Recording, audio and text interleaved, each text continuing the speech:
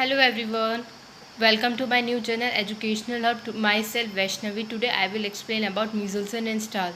Previous video में मैंने आपको डीएनए रेप्लिकेशन मॉडल बताया, उसमें से जो डीएनए हमारा वो सेमी कंजर्वेटिव नेचर का है. Michelson and Stahl experiment was an experimental proof for semi conservative. देखो, जो सेमी कंजर्वेटिव है उसका मतलब था कि पेरेंटल डीएनए भी है और एक जो डीएनए बन रहा है न्यूली सिंथेसाइज है और एक डीएनए में पेरेंटल डीएनए. तो सेमी मतलब हाफ कंजर्व है वो. ठीक है. Franklin and Stahl conducted an experiment on E coli to study the replication. उन्होंने ई कोलाई पर स्टडी किया to study the replication of DNA. उन्होंने ई कोलाई को सबसे पहले N15 वाले मीडियम पे ग्रो किया. उन्होंने नाइट्रोजन के दो आइसोटॉप्स लिए थे, N15 एंड N14. तो N15 का एटॉमिक मास ज़्यादा है तो हैवी आइसोट्रॉपिक नाइट्रोजन है. They grew E coli cells in a medium containing heavy isotropic nitrogen. N15 वाले में ग्रो किया. फिर उन्होंने देखा जो पॉपुलेशन थी कोलाई की उसमें N15 डीएनए था.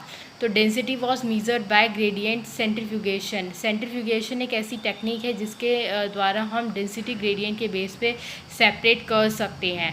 ठीक है, सेंट्रीफ्यूगेशन से. इसमें हमने सीजियम क्लोराइड सेंट्रीफ्यूगेशन यूज़ लिया है और उसमें इन्होंने क्या किया, डाला इथीडियम ब्रोमाइड. जैसे हम लोग घरों में चटनी बनाते हैं तो चटनी में हम लोग क्या डालते हैं, टमाटर, हरी मिर्च, धनिया. तो उसमें हम थोड़ा सा लिक्विड भी डालते हैं. इसी तरीके से उन्होंने वहाँ पर क्या यूज़ किया है, इथीडियम ब्रोमाइड. और सेंट्रीफ्यूगेशन कौन सा है, सीजियम क्लोराइड. डेंसिटी जो थी N15 की वो हैवी थी नॉर्मल डीएनए से. ठीक है, N15 वाले में ग्रो करा इकोलाई को. जो पॉपुलेशन थी वो क्या थी इकोलाई की, N15 लेबल डीएनए आ रहा था. अगेन सेल को उन्होंने ट्रांसफ़र कर दिया N14 वाले में.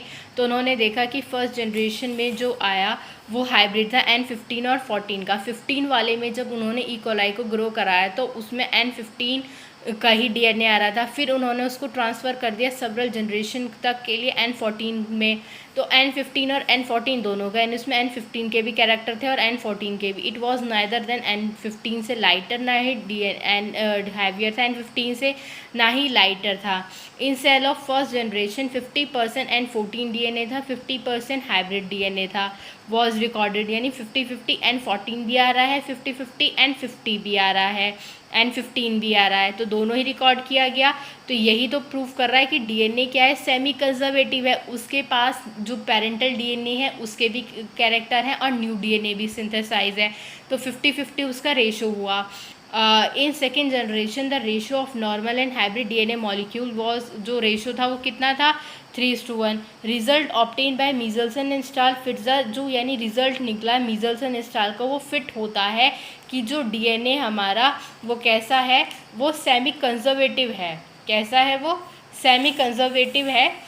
इसको प्रूफ करता है. फिर again DNA from E coli उन्होंने N15 वाले मीडियम पे ग्रो किया और N14 वाले पे. तो उन्होंने देखा कि वन बैंड आ रहा है, one band at respective position. DNA from E coli after one generation growth in N14 medium shows a single band. जो N14 वाले में मीडियम में ग्रो कराया था उससे सिंगल बैंड शो किया at their respective position from DNA. One at N14 and N15 पे intermediate position पे निकला. एक N14 में था और N15 में इंटरमीडिएट पे. तो कंजर्वेटिव मॉडल ये बोलता है कि डीएनए में 2 बैंड है, एक लाइट और एक हैवी. डिस्पर्सिव एक बैंड देता है. लेकिन जो इंटरमीडिएट पोजीशन पे आया 1 बैंड सेकेंड जनरेशन में आया, यही है. 15 डीएनए एन वाला लिया डीएनए 20 मिनट उसका जनरेशन टाइम है. ई कोलाई का जनरेशन टाइम वो होता है जिसमें हम क्या करते हैं, ई कोलाई को हम मतलब जिसमें ई कोलाई पर्टिकुलर टाइम पे रेट पर जो वो करती हैं, ग्रोथ करती हैं, उनका डिवाइड होता है, वो जनरेशन टाइम होता है. तो 15 डीएनए मिला. फिर फर्दर उन्होंने 14 में डाला तो 15 और N14, 15 का क्या था, हाइब्रिड था. तो इससे पता चलता है इस डायग्राम से कि जो हमारा है वो Michelson and stall experiment fit होता है सेमी कंजर्वेटिव से, हमारा प्रूफ होता है. अगर आपको मेरा वीडियो अच्छा लगे तो प्लीज़ इसको लाइक, शेयर, सब्सक्राइब ज़रूर करें. Thank you everyone and have a nice day to all.